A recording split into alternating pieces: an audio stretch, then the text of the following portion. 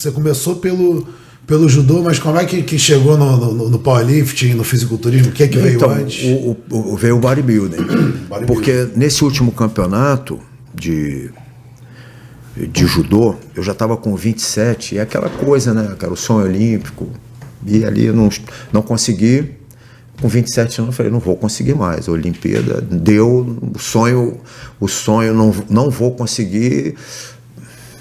Pô, já com 27 anos, falei, pô, cara, eu conheci o professor Abel Gomes, eu não sei se você já ouviu falar dele. Já ouvi falar. Pois é, professor Abel Gomes. Quando eu treinava numa academia em Ipanema, porra, eu não consigo me lembrar o nome agora, não era Proforma não, tinha outro nome. Ele era o professor do ginásio de musculação. Eu passava, ele me chamava, ele falava, ó, garoto, a tua estrutura, se você resolver, você fica grande. E é mesmo, professor? Você é mesmo, professor? Porque eu tinha isso na cabeça, né? Eu já acompanhava o bodybuilder, já gostava do bodybuilder. E aí eu falei... E você tinha aí os 27 anos? Tinha 27. Aí eu falei para ele, professor, quando eu voltar dessa competição dos Estados Unidos, eu vou lhe procurar. Eu tenho muita vontade de competir no fisiculturismo. E foi o que eu fiz. Quando eu cheguei de viagem, eu falei, professor, eu estou pronto. Eu quero competir o fisiculturismo, porque eu sabia que ali, mesmo naquela época, eu estou falando isso em 87, o fisiculturismo ele te trazia muitas informações a respeito de treinamento, né? Justamente a hipertrofia, a nutrição, a suplementação, já naquela época, o ergogênico. Eu falei, pô, eu vou ter acesso ao universo de informações que, pô, é muito fechado. Era muito fechado naquela época, né? Não, ali é o começo dos brasileiros a aprenderem a fazer dieta, cara. O Abel era o cara que sabia fazer dieta. O Abel, ele era um autodidata. Então, ele estudava os livros de farmacologia. Ele conhecia todas as fórmulas. Então, por exemplo, a gente não tinha acesso a aminoácidos nessa época. Tinha que mandar trazer de fora. Mas assim, no Brasil não tinha ainda. Então, final dos anos 90, não é que chega? Né? Só nos anos 90. O que acontece? Ele ia lá nos livros, cara, ele procurava os aminoácidos, por exemplo, arginina, ornitina, citrulina, tudo ele procurava, né? Lisina, aí ele achava o quê? Num fármaco, por exemplo, chamava-se ornitargin. Eu lembro. Ornitargin. Aí ia na farmácia, comprava as cartelas de ornitargin, porque era ornitina, citrulina e, se não me engano, arginina, não lembro, mas era aí. O básico era caixa azul, né? Caixa azul. Por exemplo, Tardifor, lembra? Tardifor, 5 miligramas. Eu comecei no final dos anos 90. Você pegou essa época de Metrex. Eu peguei o Natobólico. Cara, olha. Natobólico eu peguei. Tu pegou Mestinon. Porra, cara. GABA. Porra, eu usava GABA. Rapaz, usava GABA para hormônio de crescimento. Pô, você usava um monte de coisa que você comprava na farmácia. Ia na farmácia e ia comprando para você poder ter a sua suplementação, porque não existia. Então, esse cara, ele era um gênio, ele era um estudioso, um gênio. Então, muita coisa ele me passava em inglês. Ó, lê isso aqui, dá o teu jeito, traduz, dá o teu jeito, isso aqui, ó, você vai aprender muita coisa. Quando chegou o clenbuterol, ele tinha uma literatura em inglês, ó, dá o teu jeito aí, lê isso aí, que vai aprender a usar. Então ele foi um cara que... A minha base dentro do bodybuilding foi muito bacana, porque eu aprendi com um cara que era um estudioso. Assim, a base nutricional, a base da questão de suplementação, até do ergogênico, aprendi com um cara que era um estudioso. Não foi assim, ó, dentro da academia alguém me falando. Então, e era um cara que controlava, ele me controlava. Então foi muito legal assim, o começo do bodybuilder. E eu decidi, aos 27, a minha primeira competição foi aos 30. Quer ver, eu não comecei tão novo, eu comecei já... Você sair do judô, um atleta de judô, 83 quilos, pô, fazer essa mudança para se tornar as fotos suas de óculos escuros. Se tornar um bodybuilder é uma coisa assim... Mas era open ou na minha época era por categoria. Então era pesada, meia pesada, média, era assim, categoria. Ela tem o quê? 120? Em off, enfim, cheguei a 120. Eu transitava nas duas. Às vezes eu ia para meia pesada, que era até 90, e às vezes ia para cima de 90. Eu transitei nas duas categorias, que para mim, por exemplo, eu conseguia chegar no 90, assim, na balança, no dia, eu conseguia, desidratava, batia 90. Não conseguia também ir para cima. Já cheguei a competir com 105 quilos na época, que na época era o peso de todo mundo. 110 já era muita coisa. Pô, 110, o cara tem 110 quilos no palco, era muita coisa. A não ser o De Paula. O De Paula era o cara fora da curva. Mas isso, eu tô falando, De Paula já é 98, 97. Ele veio meio fora da curva, descobriu muita coisa, aprendeu com a fonte certa. E é genética, né, também. Tem fator genético. Pra quem não sabe, Marcelo De Paula é convidado também. Então, só esperando ele vir ao Rio aí pra gente marcar o nosso episódio. Eu não perco esse de jeito nenhum. E aí foi assim que eu fui pro bodybuilding, competi muito.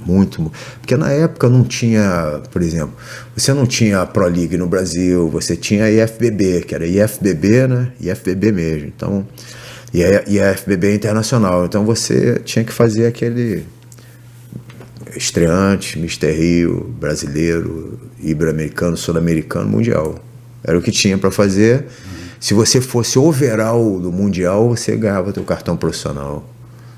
Então era um sonho muito distante do que hoje é. Cara, o sonho era quase que impossível, né? Você olhava um gringo daquele e você falou assim, cara, não tem como chegar nesse cara, não tem como colocar a gente.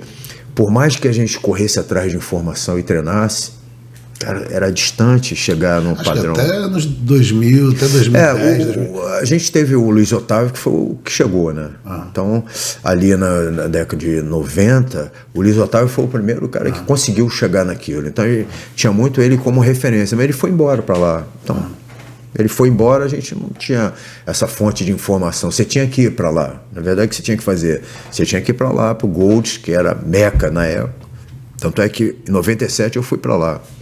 Você tinha que ir para o Golds para justamente você absorver o que os gringos estavam fazendo lá, que não era que você tinha... O que a gente tinha na época? Revista. Muscle, Flex, né? Aquela Muscular Develop. É o que a gente tinha ali, e as revistas nacionais. Assim, para o bodybuilder, mais nada. Tinha, vamos lá, em inglês, você tinha o Hatfield, Dr. Franco Hatfield, era inglês, era o que você tinha, né? Era o que você tinha ali para tentar absorver. Era outro que era também o cara que transitava entre prática e ciência, né? Porque ele era doutor. Ele era doutor. Não, ele era, assim, o que tinha de ciência era ele. Ele era o primeiro cara a agachar com 1000 pounds. Era, ele foi o primeiro cara.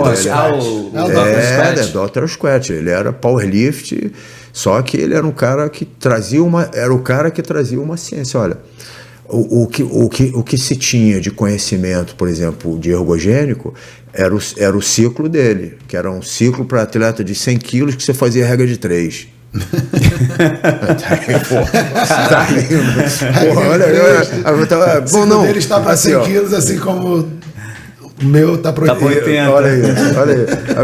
Vou falar isso pra galera hoje, a galera fala, meu Deus, cara, mas era o que tinha. Exato. Era assim, ó, isso pra gente já era uma informação assim, uma coisa assim que você fala, cara, isso é tudo que a gente tem, e a gente achava muita coisa, porque não tinha pesquisa em cima disso. Alguma coisa em inglês, mas ele era o papa, né? Ele era o cara que ajudava os caras a fazerem a coisa de uma maneira certa ali. E os outros, né? Que eram gurus, né? Que eram os caras, aquele De Pasquale, né? E tinha um outro também, um guru, agora esqueci o nome dele, que chegou a treinar o Arnold. Famoso pra caramba, eu acabei esquecendo o nome dele. Mas era. Não, o Wader não. Não, o Wader. Não vai esquecer o nome do Wader. Não, o Wader é o Wader. O Wader, não, eu agora esqueci, depois eu lembro. O Wader era o Wader. E o Wader? Tá, a maior fonte de informação. Princípios do Wader. Tem também ali o Arthur Jones, né, que foi meio que abafado. Arthur Jones, na época, que chegou com High Intensity, né? Chegou ali. Náuticos, foi. Até vamos falar dos equipamentos que fizeram lá, baseados nos Mas vamos lá. Isso é anos 80. Isso é anos 80, né? Arthur Jones. Arthur Jones é 70. 70. Porque aí vem Mike Mendes, aí depois do Arthur Jones, anos 80. Anos 80, mas o Arthur Jones foi um cara que tentou revolucionar ali com High Intensity, aquela coisa, mas que aqui, na época... Foi abafado, né? Foi de 79 a 80 que foi aquela história lá com o Arnold. Foi 80. Foi 80. Que entrou o Mendes e ficou indignado com o resultado. Mas quem revolucionou tudo foi realmente Dorian Yates, né? O Dorian Yates que abriu fez mesmo, essa divisão de eras, né? Fez a divisão de eras. Eu treinei muito o sistema do Dorian Yates na época. O que era o Dorian Yates, eu treinar como? Treino que o Dorian Yates treina. É intenso. Bizarro, né? Intenso. Eu lembro daquele Blood and Guts. Intenso. Blood and Guts é um treino de peitoral com 5 séries, né? Faz inclinado, bizarro ali com 170 quilos. Isso. Treino curto, né? Baixo volume, intensidade lá em cima, era loucura. E assim, loucura. Se você perguntar pra mim, eu fiz muita loucura com esse negócio, porque pensando dessa maneira, e olhando o Yates, cara, muitas vezes eu comecei treino sem aquecer. Eu não vou nem aquecer, para aguentar isso, já começava já começava os treinos pesados, porque tinha que treinar com intervalo. Intervalo curto, cara. Não era intervalo de 5 minutos, era intervalo disso. 30 segundos, 45 segundos de intervalo e carga. Bizarro. Não, na época não ficava fazendo muito aquecimento, não. Aqui já aquecia, já entrava na série bem pesada mesmo. E era aquilo, cara. Fazia com a intensidade que aguentava. Também treino de... Hoje eu nem gosto de falar isso, mas é uma experiência. O treino mais longo que eu fiz nessa época era coxa. Um treino de coxa, 45 minutos. Um treino de ombro, 15 minutos, 20 minutos de ombro, de braço, era tudo assim. Eu penso assim, eu sei como é que eu aguentava, cara. Eu sei como é que eu aguentava treinar. Na força do ódio, não. Não, mas hoje eu questiono, né? Porque falo, cara, assim, aí você vai perguntar pra mim, deu resultado? Pior que deu. Cara, é o extremo, né? Pior que deu. Pior que eu fiquei gigante, cara, enorme. Vamos lá, ergogênico. Quando você coloca isso no meio do pacote, você tem que repensar, fala assim, será que sem eu aguentaria?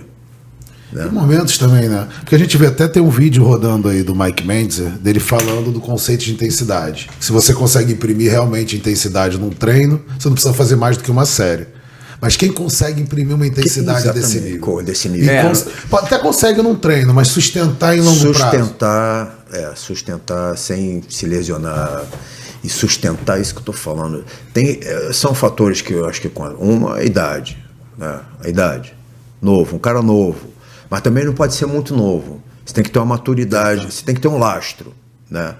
Você tem que ter um lastro. Eu considero assim, o que eu tinha a favor para aguentar? Eu tinha um lastro, porque eu já vinha, eu já fazia treinamento de força desde criança. Então, o lastro de força eu tinha. Vamos lá, um condicionamento, o judô me trouxe muito condicionamento. Então, eu sempre fui muito condicionado. Até hoje, eu sou muito condicionado. Meu VO2 é impressionante. E assim, eu tenho um bom VO2, pelo que o doutor João, que conhece muito, foi ele que fez. Doutor João e a doutora Renata. Ele ficou bugado. Ele ficou bugado. Ele falou, peraí, cara, eu achei que ia dar bom, mas isso aí, realmente, peraí. Aí ele ficou assim, mas peraí. Pelo treinamento, esse VO2, tu não faz cardio? Aí, doutor, não faço. Atualmente eu não faço há muito tempo. Porque no bodybuilding, o que acontecia? Se eu começasse a fazer cardio, meu membro inferior ia embora. Eu falei, não dá. E como eu tenho uma genética, eu sou um ectomorfo, para encher, tem que comer caloria demais, eu secava com muita facilidade, assim, com muita facilidade mesmo, treinando, fazendo uma dieta com déficit bom, secava bem mesmo. Então eu falei, eu tenho que me poupar. Aí nessa de poupar de não fazer o cardio, eu continuei levando a vida só treinando força e com condicionamento nunca foi ruim. A primeira vez que eu fiz o VO2 em competição ainda de bodybuilder, deu bom. E deu bom. O avaliador até falou, pô, cara, você tem um cardio de corredor, cara. Eu falei, mas eu não corro. Ele falou, pô, mas deu bom aqui. Eu falei, cara, explica aí, porque... Genético mesmo. Opa! Eita! Eu acho que a gente tem que considerar a genética sempre assim, em primeiro lugar, né? Para você poder avaliar alguma coisa, vamos pensar na genética aqui, porque eu acho que ela... Eu tenho uma fala aqui, e até hoje eu acho que vocês podem me corrigir se eu estiver errado, tá? Mas eu considero genético um talento, porque é facilitador. Sim. Facilita tudo. Até a galera fala, né, que usa essa metáfora do talento, do treinamento, do esforço. Talento, trabalho duro, Talento e genética, se for juntar com trabalho duro, não tem quem vença. Não tem quem vença. Deload Podcast, o seu podcast na educação física. Se você curtiu esse corte, faça a inscrição no canal e ative o sininho para mais novidades.